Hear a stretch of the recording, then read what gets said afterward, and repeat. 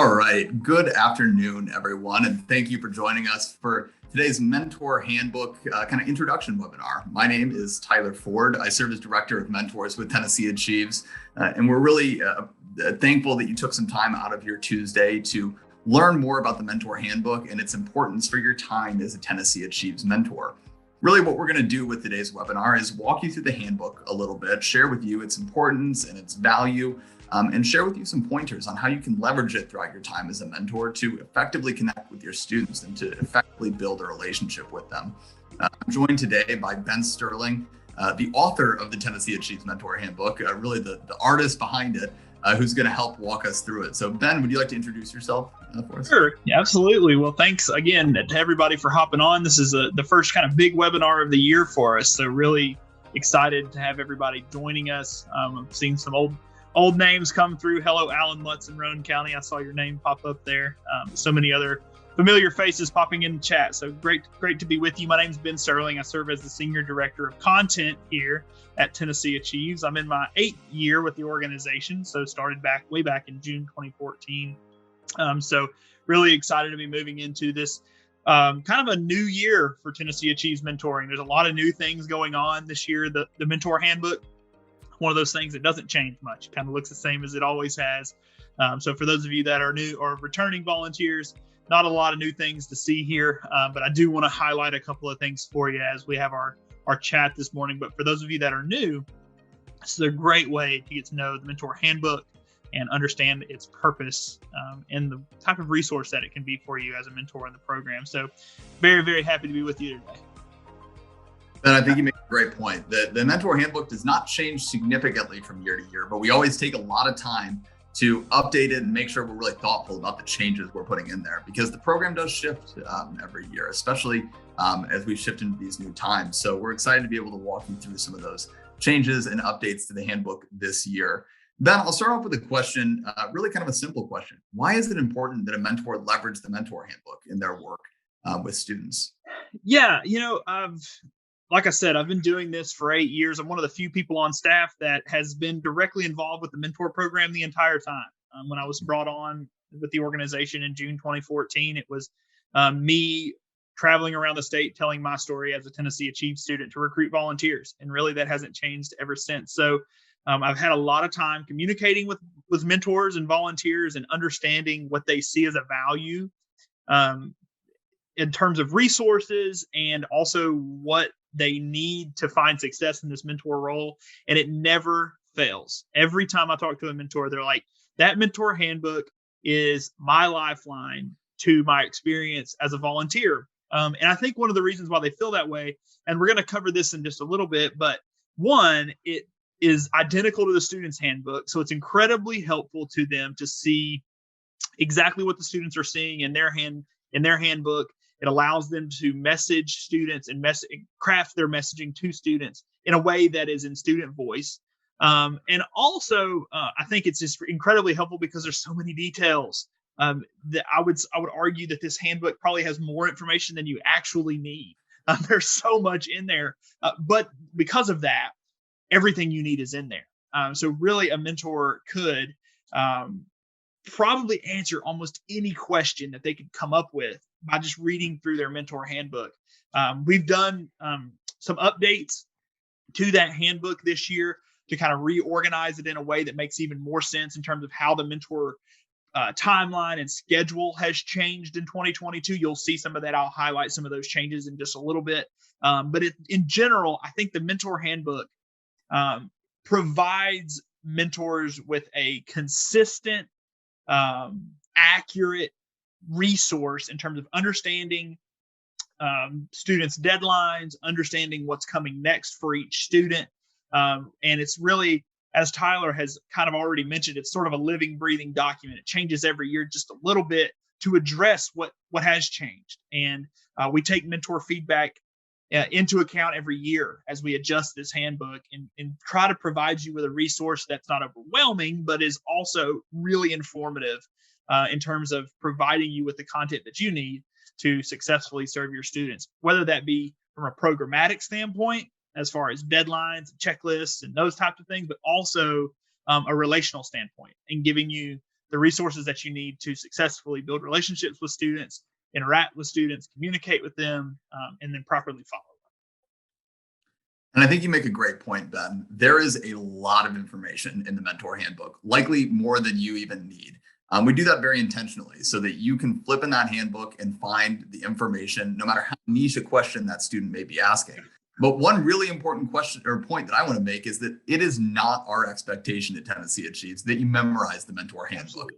It is there for you throughout the year if you need to flip to a page, find the information you need, but it is not something you need to memorize, make flashcards on, whatever it may be. Right. Really, it's there for a resource, whenever you may have questions or concerns from a student. Definitely. Yeah, I'd reinforce that. I think it's easy to look at this handbook for those of you who maybe are even clicking on the link that Tyler shared in the chat just now. If you're looking through that, it is a bit overwhelming because there are so much information there. There's mentor related information, there's student related information, but it's meant to kind of live with you throughout your entire experience. This isn't something that everything in there is pertinent right now. It's not going to be pertinent as soon as you receive your students at the end of the month, because there are pages in that handbook that may not mean anything to you or the student until July or August. And so just keep that in mind. Again, there's certainly no expectation to memorize, but it is definitely meant to be a resource for you. Tyler made a good point yesterday. We were actually talking about the handbook, and he mentioned that the electronic version is really valuable because you can search in the electronic version. So if you're using your computer, you can, or even an iPad, or I think even an iPhone, but for definitely on a computer, if you open that PDF version of the handbook and you hit Control F, Control Find, you're going to be able to search that document for whatever phrase it is that you're looking for. So if you're looking for FAFSA, if you're looking for community service, it's going to take you straight there. And then you're just going to be flooded with a lot of information about that topic. So very, very much a helpful resource. I'm going to see that there's some questions popping into the inbox. We'll certainly address all of your questions at the end of our presentation. So just hold tight, hang on here with us, and we'll get to all the questions at the end. Feel free to pop those in there. But Tyler, I have a question for you. As we've talked about the handbook, there's a lot of strategy that goes into how we develop this handbook. Tell us a little bit about why, when a mentor flips through here, there are a lot of pages that are written to a student. Why is that the case? Yeah, that's something that's done very intentionally by our team. This is the question we hear all the time from mentors as we send the handbook out. This doesn't seem like a mentor handbook. This seems like a student handbook. You wouldn't be 100% wrong to ask that question, because the handbook that you receive is truly built off of the student handbook. Every year we draft the student handbook in the summer, and then we take that handbook and add to it for you as the mentor. Again, this is something we do intentionally. It's kind of as a convenience for you as a mentor, because what we have heard from mentors in the past is that it is a whole lot easier to effectively serve your students if you're able to get on a call with a student and say, flip to page 40 of your handbook. And when they flip to page 40, they find the same exact information that you're looking at. Again, this program and this mentoring role is entirely designed upon serving students and getting them the information that they need. And we truly do believe that the best way that you can do that as a mentor is by having access to the same information that they have access to. We'll talk more about this here in just a moment, but you will find that there are some pages and some sections of the handbook that are specifically geared towards you as the mentor. But when you do start to engage with this handbook, when you do start to familiarize yourself with it, don't be confused or don't wonder, why is this geared towards the student? Because that is something we do intentionally. I would add too, you will find that some of the information in the handbook, some of the guidance in the handbook is actually kind of in the past now, right? When you receive your students, they will have completed their mandatory webinar. They will have filed their FAFSA. It is still good information for you as a mentor to have access to, so that way the student does have a follow-up on the FAFSA later on. If they have a follow-up related to that mandatory webinar, you can guide them through it and you have access to that information in your work as a student. So this is something that we really do feel adds value in your work with students, and it's going to make things clearer if you have access to the handbook as they see it throughout your time as a mentor. Ben, anything to add on this subject? No, one thing that I will add, and I'll go ahead and I'm going to share my screen so that you guys can see the electronic version of the handbook. There will be, obviously, you'll have an opportunity to peruse through your own version of this. kind of at your leisure. After this webinar, we'll make sure that the follow-up email to this includes the link to the handbook, and also note that you're going to receive one of these in the mail at the end of the month once everybody's completed their training. But another thing that I would like to mention, and we'll talk maybe a little bit more in depth about this in a minute, but as you look through the Mentor Handbook, obviously the background of a lot of these pages, it's a white background, but you're going to come across some pages that have a light gray box with a mentor at the top, with mentors at the top. Now, this is content that you're not going to find in the student handbook. So anytime you see a light gray box with mentors at the top, or even a dark gray box like these where you're going to find some tips, that's going to be information that's not included in the student version of the handbook. So very unique to you. I think we'll talk about this some more, but definitely read through those boxes because it's going to provide some additional clarification, some context around working with students, around student relationships, maybe the responsiveness of students, those types of details, very much in that space. Yeah, so that's just a little bit of follow-up that I have about it there. Yeah, of course. I think those gray boxes, that's really the thing that makes the handbook special to the mentors, right? This is guidance and feedback from our past mentors. This is guidance and feedback from our team, having worked this mentoring program for almost 14 years now. So I would really leverage those, and I would refer back to those frequently as your time as a tnAchieves mentor, because it can kind of help to guide you and kind of maybe make some of those pages a little more straightforward for you. So Ben, can you kind of, now that you got the handbook pulled up here for us, can you kind of walk us through, like I said earlier, really the architect behind the handbook each year, some of the layout of the handbook, some of the sections of the handbook, and how they're helpful for our mentors? Yeah, I think there is a lot of strategy that goes into how we lay these pages out, the order in which they appear to you. We want this handbook to not only be full of really useful information, but we want it to be in an order in which it makes a lot of sense and it informs the kind of the progression of your experience as a mentor. I guess what I'm trying to say is we hope that it kind of serves as a chronological guide for you from start to finish from your experience as a mentor. So when you look at the content, the way that it's laid out this year, obviously your first couple of pages are just an introduction to our organization. We have a note for you here with a really simple checklist.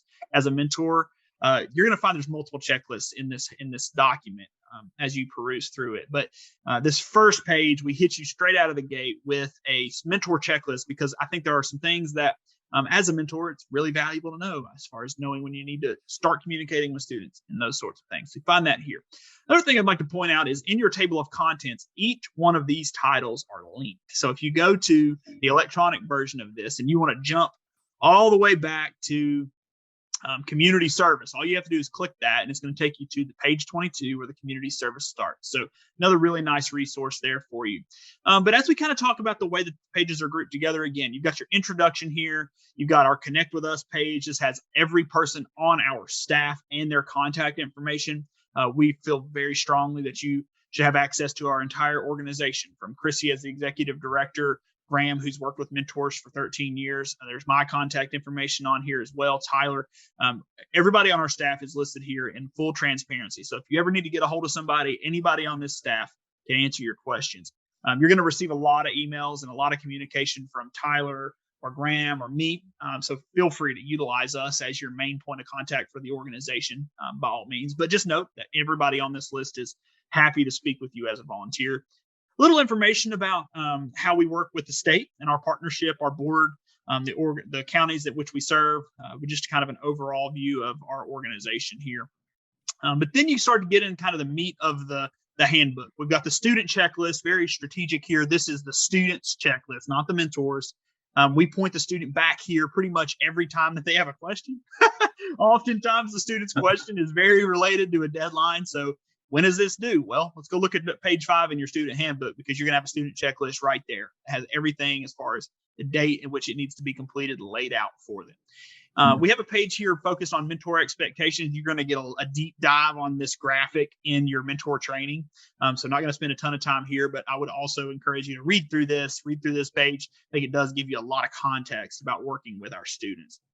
We have from page 7 all the way down through page 13. So the next 6 pages are focused directly on your experience as a mentor. It's things like communicating with your students, activating your Connect profile, giving you a look into what we've told students about you. So you can look on page 9 here. Who is my mentor? This is written to a student. We want to, number one, paint the picture for them as far as what to expect from their mentor. We want you to see that too, so that you know how we've set this up for you in terms of working with your student. And you'll see some information here about who you are and who you aren't, in terms of what that relationship looks like with students. And then we've got some just suggested communication. I know that one of my really good friends, Dustin Click, that lives in Greenville, served as a mentor for 8 years with our organization. And this is his checklist. He always has page 11. You go to page 11 in his hard copy handbook. This is what he does. He checks each one of these off like a checklist. He wants to make sure that he's communicating a message that's on brand and on topic for that particular season that we're in at tnAchieves. And then the program milestones page does a really good job of ensuring that, again, we're staying on topic. We're staying in terms of when we're talking about that tnAchieves calendar, your communication is right in line with the same things that we're communicating to students from our vantage point. And I would just add, I think pages 11 and page 12 are two of the most important pages in this handbook for you as a mentor. Ben touched on this a little bit with his friend Dustin, but that suggested communication page really can, in one spot, make sure that you're getting information to your students that is timely, relevant, and keep track towards staying Tennessee Promise eligible and starting courses in the fall. So while you're going to receive weekly Monday emails from us, you're going to receive ongoing communication. This page in the handbook, specifically this milestones and suggested communication page, really can navigate you through the year and make sure that your students are on the right track and you're on the right track as a mentor. Yeah, I totally agree with that. It's a valuable couple of pages, if you will. And then we also have one final page I mentioned that goes through page 13, a ton of information about meeting with your students. I know that when you hear about our mentor experience, it's very much focused on the kind of the virtual aspect in terms of communicating with your students with what we suggested here on page 11, through text message, through tnAchieves Connect messages, those types of things. But there is this opportunity, and we go into a lot of detail on this in the mentor training, but meeting with your students face to face, whether that be virtually or in person, page 13 lays that out in detail for you. So I say, as a mentor, I would really make sure that you focus on reading pages 6 through 13 as soon as you can. You've completed your training, but pretty much every mentor that I talk to, once they've completed their training, then they read through these pages of the handbook. The entire experience makes so much more sense. It puts it into context. It is a bit verbose, but I think it's something that is really valuable in terms of painting this picture for you as a mentor and what your experience is going to look like. And then providing you all of these really helpful resources to communicate with students. After you shift out of that, really the mentor logistics piece of the handbook, you're going to get into some really student-centric content. Pages 14, 15, 16, all focused on kind of that piece before the student actually starts college in the fall. But it's going to, this information really becomes relevant after they file FAFSA and you start working with them. So throughout the spring of their senior year and then into the summer, they're going to be finishing up that FAFSA, completing financial aid verification, picking the college that they're going to attend. You've got eligible institutions listed here. Just kind of some checklist items for once they've applied to college, which hopefully they do very shortly after that you begin working with them if they haven't already. Information about our summer bridge program that we will provide you with ample details on in the coming weeks and months as we finish planning that event. Pages 19 and 20, I would say bookmark these 2 pages. If I was a mentor and I was participating, I would bookmark these pages. Our students, and without going into too many details, our students often think they're going to one institution, but then end up going to another institution. And when they make that change, whether that be now or in July or right before classes start, they have to change their institution oftentimes on both their FAFSA and their TSAC portal. These 2 pages have all the details that they need to make those changes. So I would point them here. Bookmark these pages, probably not relevant until closer to the summer, but boy, do we really point students in this direction a lot at the end of their senior year and over the summer. And then I would really just highlight, kind of wrap it up in terms of the student piece, is these community service pages 22 and 23. All of this information, and I'd reiterate this, all of the information pretty much that you find in this handbook can be found at our website too. But our community service web pages are pretty much direct reflections of what you find on pages 22 and 23. These pages providing so many details around the community service requirement. Typically, if a student has a question, it's answered on one of these 2 pages. It's crammed, as you can tell, crammed onto these pages. But there's a lot of content that I think is really helpful for you as a mentor. And then kind of shifting out of that student focused piece, we have just some logistic pages. Our policies, we list these every time in the handbook. When you're an organization that's serving 60,000 new students every year, you have to have an incredibly consistent message when it comes to your rules and policies. So pages 24, 25, and 26 are nothing but policy, obviously very policy type jargon too, as you look through here. But this is information that we often feel like we really need to provide to students and parents and mentors. As you scroll to the back, we have some frequently asked questions.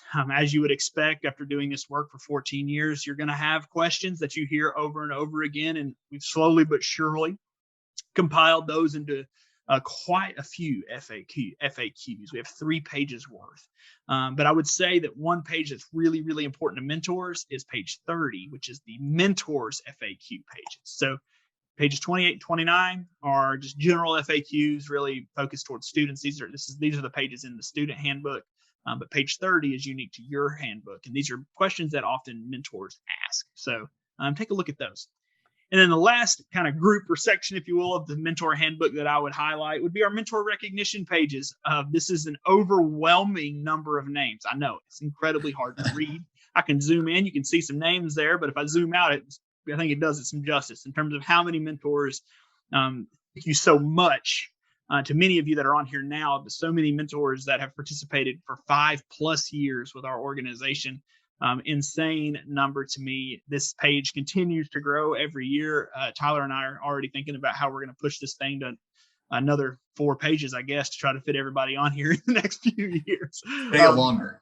Yeah, but really, really, really appreciative of those of you that have been with us for at least 5 years. I mean, just unbelievable how many people were here. And then a special thank you to our mentor ambassadors here at the top of page 31. These are people that went the extra mile and really helped us recruit volunteers in their communities. We identified them by county in this case because we wanted to make sure that they were recognized for the value and the service that they provided in those specific communities in terms of helping us recruit volunteers and continue to build awareness of our work. So that's about the fastest, most 30,000 feet view that I can give you of this mentor handbook. As I've scrolled, I'm sure you see that it is an abundance of information that can really, really inform your experience as a mentor. Read it, digest it, ask us questions about it, give us feedback about it. This is, again, an ongoing document, changes every year. So if you have something that you feel like doesn't work well, let us know and we'll think about it for next year. But I'm going to kick it over to Tyler. I've been talking for a while.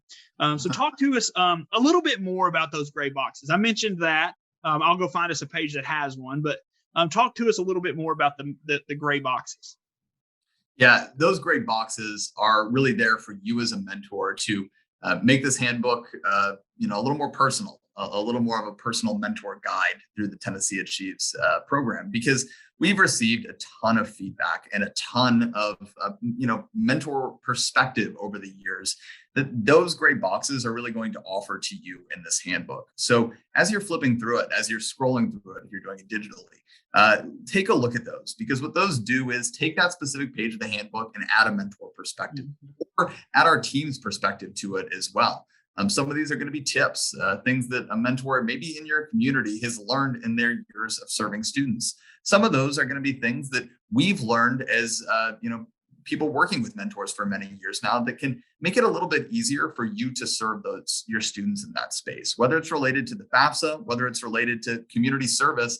That sort of information can help you to easier explain it to your students and to easier guide them through their time as a tnAchieves student. So I would certainly encourage you, as Ben said, to familiarize yourself with all of the handbook, because it is all offering value and really important information for you. But those gray boxes specifically will hopefully make it a little bit easier for you as a mentor to understand the program, understand your role, and understand how you can best serve your students in that particular aspect of our work.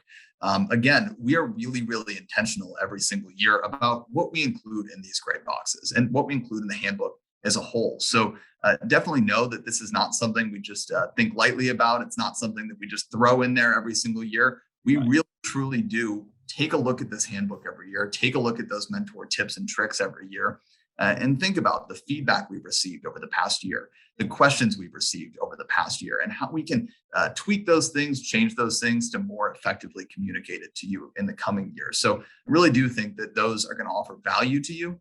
And I would add that we'll also include these sort of things in your weekly Monday communication. So while this handbook as a whole is here for you throughout your time as a mentor, those Monday emails will include additional tricks, additional mentor tips to help you navigate this program and navigate your role as a mentor.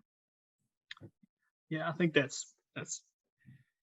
really good, and these are pieces of information that, again, I think I would just reiterate that these have been combed over, filtered through, adapted annually to be sure that this is pertinent information. While it may stay very similar from year to year, those of you that have mentored for many years, you might notice that some of these mentor boxes don't change a whole lot, but that's intentional because we find what works, and there's not a lot of reason to change it if it works. So you'll see that a lot of that information does kind of remain the same from year after year with slight tweaks and updates. Yeah, and I would add too, and we're going to come to your questions here in just a moment, but please do, as you read this handbook, as you go through the mentoring program, reach out with questions because Yeah. those questions truly do inform how we update this handbook, and it makes it better for future classes. So hopefully you don't have many, but we know that we know that that happens. So you're welcome to reach out to us with those things because we want to make sure that the handbook is clear. We want to make sure you have the information you need and that it's effective for you. So Ben, I think we can take a couple questions here that I've seen pop in. We've got a couple good ones so far. Uh, Awesome. One of the questions we've got is there a place in the student handbook for for students to write their mentor's contact information? There is actually in the student handbook. I don't have that pulled up here, but there's a page. So to give you some perspective, again, I'll also, before I get into this, guys, if you have questions, utilize the Q&A box or the chat, type those in there. Tyler's monitoring that, and we will get to all of your questions. But go ahead and get those in now so that we know that we have those waiting for us. Go ahead and type those in. But yes, to answer your question about listing the mentor's contact information. So on my Who is My Mentor page on the student handbook, this page, as you can tell, has a pretty lengthy mentor box here at the bottom. So on the student handbook, this is gone. And here there's a small table here for students to write their mentor's name and contact information. So some of the pages, we have to get rid of some of the filler stuff, if you will, or we have to make text font smaller to get all of it on one page. So you'll see that some of the pages differ just a little bit. And again, there's a few other things that I'd like to point out, Tyler, if you don't care, that's kind of in that same vein. Go for it. If you were to flip through your mentor or your student's handbook, you notice that the order is just a tiny bit different. We have quite a few pages about the FAFSA in the student handbook that really comes after the mentor is paired with them, or comes before the mentor is paired with them. So you'll notice that that's not in the mentor's handbook, those extra FAFSA pages. There's a page that's directly focused on them completing their mandatory webinar, not in the mentor handbook. But they don't have this program milestones page. Their suggested communication page is very different. This mentor meetings page is not included in their handbook. So there's going to be some difference, and you'll notice that if you were to go look at both documents. But for the most part, it is, like we've mentioned before, the same in terms of the content that's seen there. But good question. I just want to provide a little extra clarification there. That's an excellent point, Ben. We also have a question. Will you be sending calendar invites for key and important dates? So unfortunately, we don't have the functionality to send out mass calendar invites. But as I mentioned earlier, we will be sending you text messages and emails on a weekly basis so that you know when those important dates are coming up and you're aware when student deadlines are approaching. So we do work to make that as easy and convenient for you as possible. But unfortunately, we don't have the ability to send mass calendar invites right now. Another question that we've had asked is, I see under one of the community service gray boxes is the term job shadowing. What is that? Another great question here. So we actually allow students to complete job shadowing activities as a way of earning their 8 hours of community service.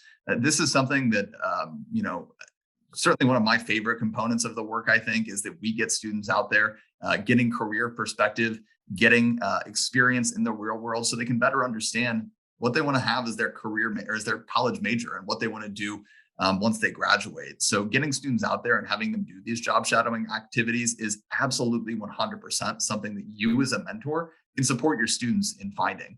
I know that many students have had success in the past getting paired up with job shadowing opportunities through their mentors. So feel free to work with your students on that. Feel free to get to know their career goals, because you may be able to help plug them into a job shadowing opportunity that really gets them excited and gets them eager to enroll in college and start their career. Yeah, I would just add, I think that's one of the huge value adds of the mentor experience for the Mhm. student is that they now have access, while minimal in a lot of ways, but they have access to your network, because you can connect them with people in your network that are in a particular career field that your student is potentially interested in.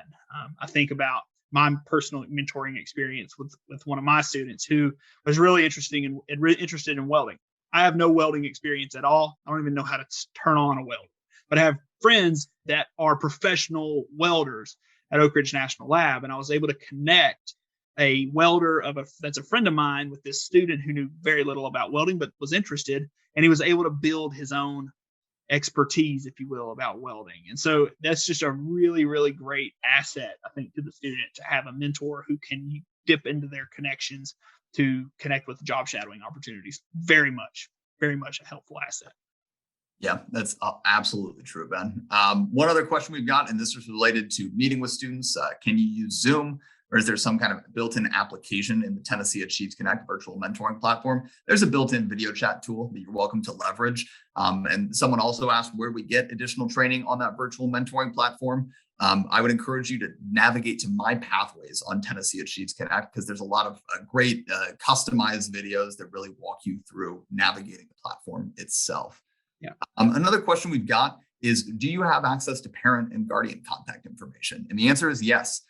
When we send you your student list, and that's going to come in late February, you will have access to your students' contact information and their parents' contact information if the student provided it to us when they first applied for Tennessee Promise. So we'll work to get you that information so that you can connect with the parent as well, because really is a huge value add for you as a mentor when you're able to not only impact the student, but impact their parents as well. We're getting a lot of questions about how you can update your high school and how you can update some of those specific preferences related to mentoring. And if you would like to make those changes on your account, all that you need to do is email mentors@tnAchieves.org, and we'd be happy to get that updated for you. That's no problem at all. All you have to do is email mentors@tnAchieves.org.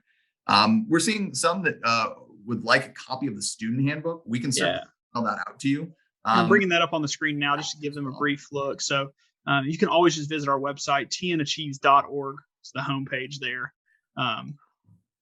Get this weather off of here. tnAchieves.org. If you go to hover over students and you go down to resources at the bottom of that page, Tennessee Achieves Handbooks, the top one here. Scroll down, there's this. And we aren't able to see that page, I don't think. Oh. I think it's just sharing your screen here. Oh, yeah. That's awesome. My apologies. Awesome. Okay, we'll try that again. All right. So you'll be at the homepage, tnAchieves.org. Students, scroll down to the bottom, hit resources. The beauty of live broadcasts, huh? You click Tennessee Achieves Handbooks. And then you're going to find here the mentor handbook, the student handbook, and the parent guardian handbook, which is quite a bit different than the other two. But I'll open up the student handbook for you here. And you can see that it's bright green, so it's harder to lose. Mailed to every student's home. But it looks so much like, as you can tell, the mentor handbook. Very little difference. Obviously, a few less things checked off here. So yeah, very, very similar. Just wanted to give you guys a quick look at it. Yeah, they're very similar. Here you go. Here's the page that has the mentor contact information listed there. So But I would encourage you to go take a look at that. I can show you the parent handbook too while we're on. Very, very similar as well.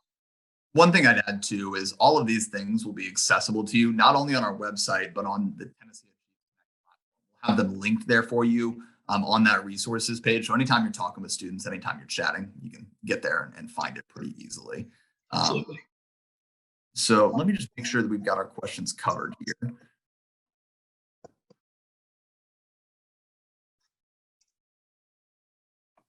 Seeing a question about kind of boundaries with your mentor and your student and making sure that you're being respectful and not crossing any of those boundaries. I would encourage you, I know hopefully most everyone joining us on this webinar have had the opportunity to review the mentor training, but some of you, this actually may be coming before your mentor training. So I would encourage you to review the mentor training as we do cover a lot of ground on boundaries and kind of making sure that your experience with your student is in a good space there. But if you ever feel like you're uncertain or something just doesn't quite feel right, reach out to Ben, reach out to myself, and we'll be happy to provide guidance there because we always want to make sure, obviously, that you feel comfortable in this role as a mentor. And again, if something is uncertain, if you're not sure, just reach out to us and we'll be happy to provide clarity there.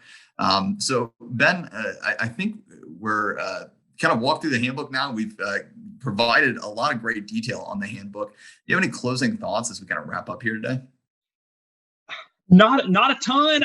The mentor handbook, biggest thing from my perspective as a volunteer is to just dig into it, read it, review it. When you get that copy in the mail, keep it, hang on to it. It can really be a helpful resource to you, but it is not the only resource that you have. It's not the only lifeline that you have. I like to make that very clear. That's the reason why Tyler and I are here. We're here to help you help students. So call us, text us, email us, message us through Connect, but just get in touch with our team if you have questions, because we are literally here to be your lifeline to helping students in Tennessee. So very, very thankful for you for hopping on. I would also say that this is not the mentor training. So if you are a new mentor or a returning mentor and you have not watched the mentor training, the official Tennessee Achieves 2022 mentor training, this does not satisfy that requirement. So make sure you go watch that. We've had some just exceptional feedback about this year's training. So if you've been a mentor for 12 years, we had a mentor who is a 12-year mentor. She literally does so much for us in Sevier County. She watched, shout out Janice Bettis if she's on here, but watch the webinar, watch the new mentor training. Was like, that is such a breath of fresh air to the mentor experience. So it's just very different. We took a different approach to it. It's very much a podcast style where we kind of have a conversation as a team and provide so much information to you as a mentor about just setting it up for you and making sure that you're ready. I don't know that this webinar is going to be that for you in terms of helping set the expectation for you as a volunteer. So go watch your training and get that done before February 18th. It's just around the corner, just a couple of weeks away. So go knock that out and let us know if you have any questions. But really, really thankful for all of you, almost 200 people. That is an awesome number. Thanks for hopping on. One last thing I'd say, Tyler, you're probably going to say this, but I'm going to say it too. This was recorded. So if you want to go back and watch this, by all means, you'll have a link. If you have a friend that wanted to watch but wasn't able to, they're going to get the link too. We're going to send that out as soon as this is over with. So hang on to that. But Tyler, that's all that I've got to close this out. Ben, you made some great points there. This, again, just to reiterate, is not the mentor training. And if you're uncertain about if you've done the training, if you haven't done the training, I would encourage you to look back at your email from yesterday and look for an email either from tyler@tnAchieves.org or mentors@tnAchieves.org. If you got an email in there telling you to complete the training, go ahead and get that done this week because I'm fairly confident and I hope that it'll provide a lot of additional clarity on the expectations and expectations, for your work as a Tennessee Achieves mentor. If you have already trained, you'll have an email waiting for you asking that you RSVP for an upcoming spring meeting. We encourage you to get that RSVP in as soon as possible. So that way we can start getting you resources and getting you information you need to have an effective meeting with students this spring. But again, I just want to thank everyone who joined us for today's webinar to learn more about the handbook. You can be on the lookout for that physical copy of the Mentor Handbook later this month in February. And you have a digital copy available for you in your email and on our website, tnAchieves.org/mentors. So thank you again for joining us. We hope you have a great day. And if you've got any questions at all in your time as a Tennessee Achieves mentor, just email us at mentors@tnAchieves.org. Thank you. Awesome. Thanks, guys.